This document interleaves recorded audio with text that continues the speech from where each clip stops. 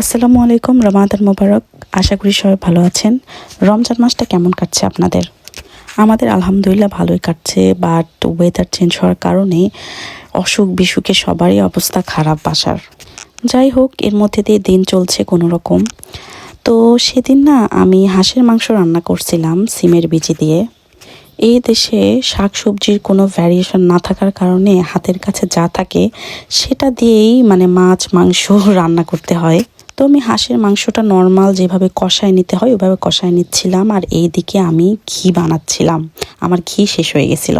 আসলে কি জানেন, বাংলাদেশে আমরা যখন থাকি তখন না আমরা বুঝি না যে আমরা কোথায় আছি, হাতের কাছে সব কিছু পাই। তো ওই রিয়ালাইজেশনটা আসে না।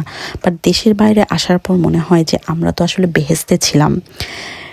এত সবজি, ফ্রুটস, সব কিছুর এত ভ্যারিয়েশন এবং প্রত্যেকটা জিনিস যে এত মজার।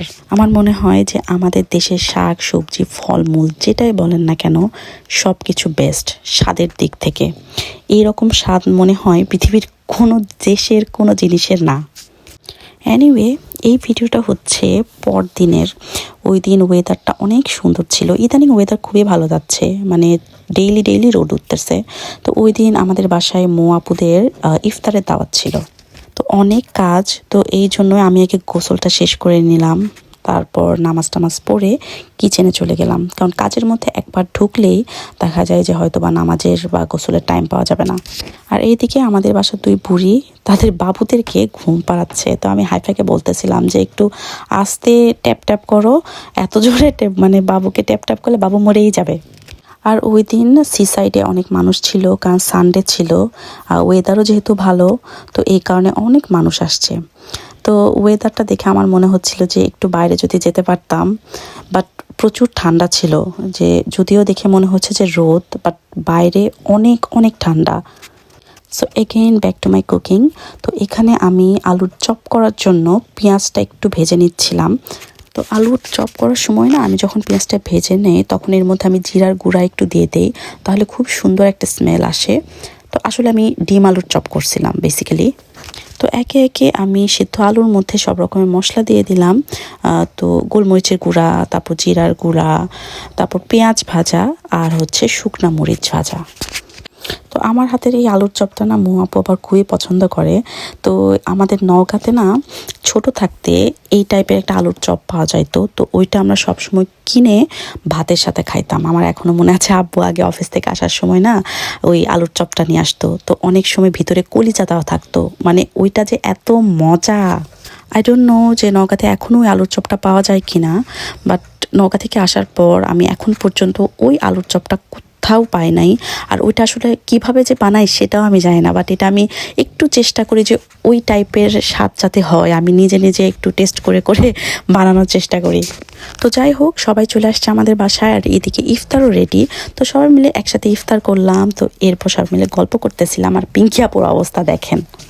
তো এরপর দিন আমাদের বাসায় একটা পার্সেল আসলো। তো we didn't have any idea যে পার্সেলটা কে পাঠাইছে, বাট উপরে দেখে আরবি লেখা টাকা। তো আমার জামাই বললো যে এটা তো কুয়েত থেকে আসছে। তো আমরা তো খুবই অবাক হয়ে গেলাম যে কে পাঠাইছে। তো তারপর আমার জামাই বললো যে নিশ্চয়ই এটা বিজয়ের কাজ। বিজয় ভাইয়া হচ্ছে আমার হাজব্যান্ডের ক্লোজ ফ্রেন্ড। তো আমাদের হাজব্যান্ড যখন কুয়েতে থাকতো তখন আর কি ওদের মধ্যে ফ্রেন্ডশিপ হয়েছিল, খুব ভালো বন্ধুত্ব। তো বিজয় ভাইয়া, ঝুমা বৌদি, ওনারা আর কি হাইফার জন্য ড্রেস পাঠাইছে, তারপর পুতুল পাঠাইছে। তো হাইফা তো আর ড্রেসের কিছু বুঝে না, ও তো পুতুল পেয়ে খুবই খুশি। আর ড্রেসগুলো তো এত সুন্দর, তো ড্রেসগুলো দেখে তো আমার খুবই পছন্দ হয়েছে। জানি না কেন আমার খুবই কি বলবো কান্না পাচ্ছিল আনন্দে, যে মনে হচ্ছিল যে এত দূর থেকে আমার মেয়েটার জন্য যে কেউ একটা কিছু পাঠিয়েছে। আমার খুব ভালো লাগতেছিল সত্যি কথা বলতে। থ্যাংক ইউ বিজয় ভাইয়া অ্যান্ড বৌদি। আর এইদিকে হাইফাগুলি তো খুবই খুবই খুশি পুতুল পেয়ে। তো পুতুলটাকে আদর করতেছে, তো কোলে নিয়ে বসে আছে। একটু আদর করে দাও, একটু পুতুলটাকে আদর করে দাও। হ্যাঁ, বিনায়ক ভাইকে থ্যাংক ইউ বলে দিবে না? হ্যাঁ, ঝুমান্তি, তারপর বিজয় আঙ্কেলকে যে থ্যাংক ইউ বলে দিতে হবে না? আর এই ভিডিওটা করছে হচ্ছে আজকে। তো ইফতার একলা একলা করতে হয়েছে আমাকে, কারণ আমার জামাইয়ের অনেক জ্বর, সিজনাল জ্বর আর কি।